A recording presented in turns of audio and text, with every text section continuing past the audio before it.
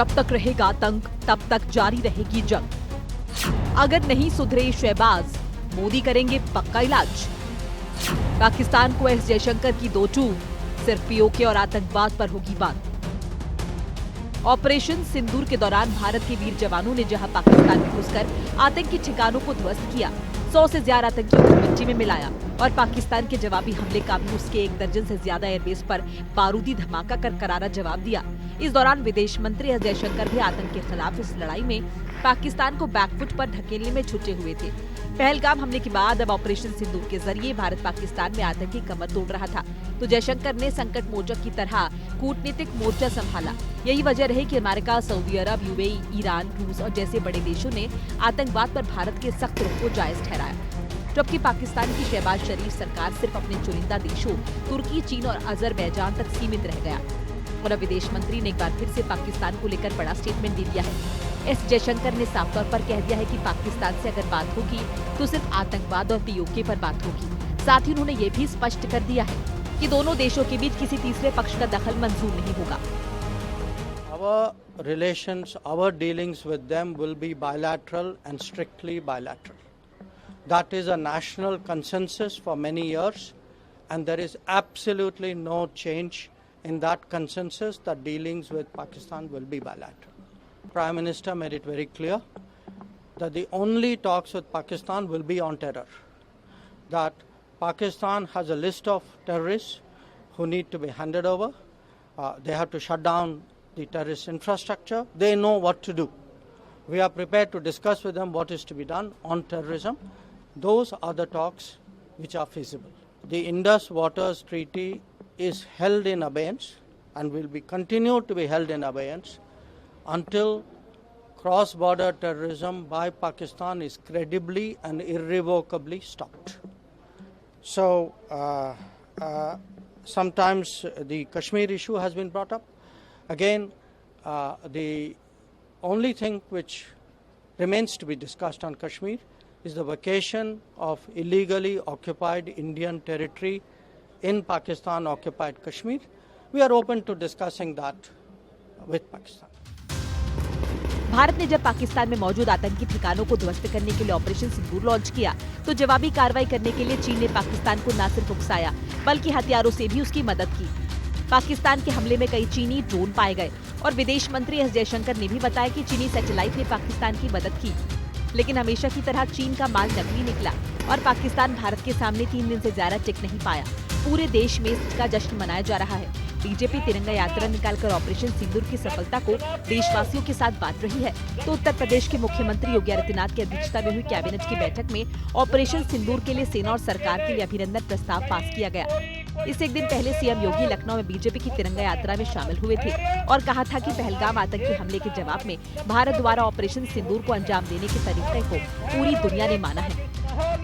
जब किसी प्रकार का कोई ऐसे नौबत आए जो राष्ट्रीय संकट के लिए कहीं कोई स्पेस दे रहा हो, उस समय हमारा धैर्य और हमारी एकता हमारी सबसे बड़ी पूंजी होती है। और उसी धैर्य और एकता के इस माहौल में भारत ने अपने बहादुर जवानों के नाते पाकिस्तान के हौसले पस्त करते हुए, आपने देखा होगा कि पाकिस्तान और उसके आका किस प्रकार की शरारत में उतर आए थे।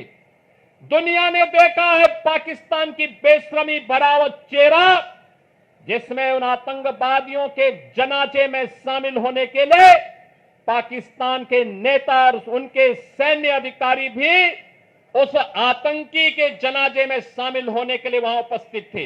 ये चीजें दिखती है कि पाकिस्तान एक विफल राष्ट्र है, पूरी तरह खोखला हो चुका पाकिस्तान आज जिस प्रकार की हिमाकत कर रहा है, जिस प्रकार का दुस्साहस कर रहा है, ऑपरेशन सिंदूर उसका जवाब था।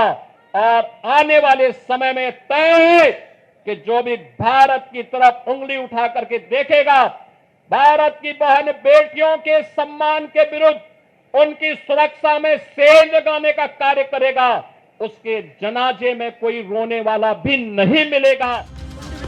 पहलगाम आतंकी हमले के बाद अब भारत ने आतंकियों को पनाह देने वाले पाकिस्तान के खिलाफ कार्रवाई शुरू की। तो पाकिस्तान के नेता परमाणु बम की कीचड़ धमकी देने लगे। लेकिन भारत ने ऑपरेशन सिंदूर लॉन्च कर पाकिस्तान के परमाणु कीचड़ धमकी की भी हवा निकाल दी। उसके जवाबी कार्रवाई का भी ऐसा जवाब दिया जो पाकिस्तान सालों तक भूल नहीं पाएगा। मुल्ला मुनीर और कठपुतली पीएम शहबाज शरीफ इस वक्त पाकिस्तानी आवाम के सामने झूठ बोलकर अपनी हार को जीत में बदलने की कोशिश कर रहा है। पाकिस्तान की सोशल मीडिया आर्मी मीम्स बनाकर युद्ध जीत रही है, जबकि जमीन पर उसके दावे खोखले हैं। ये सिर्फ भारत ने ही साबित नहीं किया है, बल्कि इंटरनेशनल मीडिया भी इसकी तस्दीक कर रहा है। अमेरिका के पूर्व रक्षा अधिकारी माइकल रूबिन ने एक ऐसा स्टेटमेंट दिया है जिसे सुनकर आसिम मुनीर को सदमा लग जाएगा। जिस सच को पाकिस्तान अपनी आवाम से छिपा रहा है और खुशफहमी में जी रहा है, उसकी पोल खोलते हुए अमेरिका के पूर्व पेंटागन अधिकारी और अमेरिकन एंटरप्राइज इंस्टीट्यूट के सीनियर फेलो माइकल रूबिन ने कहा कि पहलगाम में हुए निर्मम हमले के बाद भारत ने जो सटीक कार्रवाई की थी, उससे पाकिस्तान के तोते उड़ गए थे और दौड़ता हुआ पाकिस्तान युद्ध विराम की भीख मांगने चला आया। It's going to be very difficult for Pakistanis to convince themselves that they won this 4-day war.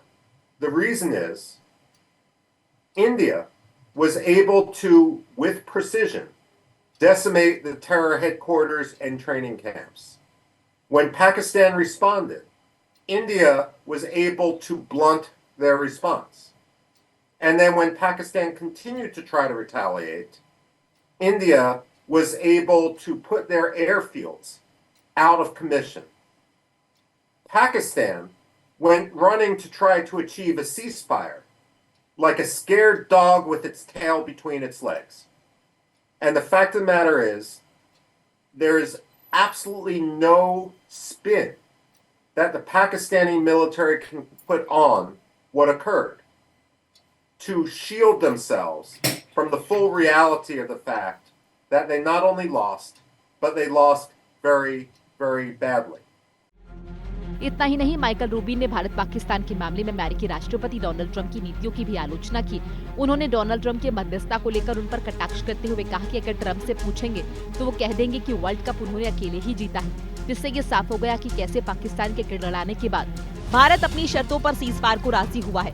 वैसे भी पाकिस्तान को मारने के लिए भारत की जरूरत नहीं है, बल्कि वो खुद ही तिल कर मरने वाला है। पाकिस्तान में असुरक्षा का माहौल इस कदर हो गया है कि वहाँ प्रधानमंत्री के विशेष सहायक भी सुरक्षित नहीं। पाकिस्तान की हालत ऐसी हो गई है कि प्रधानमंत्री शहबाज शरीफ के विशेष सहायक और नेशनल असेंबली के सदस्य ज़ेब खान के घर पर बम से हमला हो गया और जो पाकिस्तानी फौज रोज रोज प्रेस कॉन्फ्रेंस करके अपनी बहादुरी के कसीदे खुद ही कर रही है, उसको अपने ही घर के विद्रोहियों के बारे में खबर नहीं लग पा रही। लेकिन ये तो बस शुरुआत है। अगर पाकिस्तान अभी नहीं सुधरा तो उसके पाले हुए आतंकी ही पाकिस्तान का सर्वनाश कर देंगे। हिंदी खबर की स्पेशल रिपोर्ट।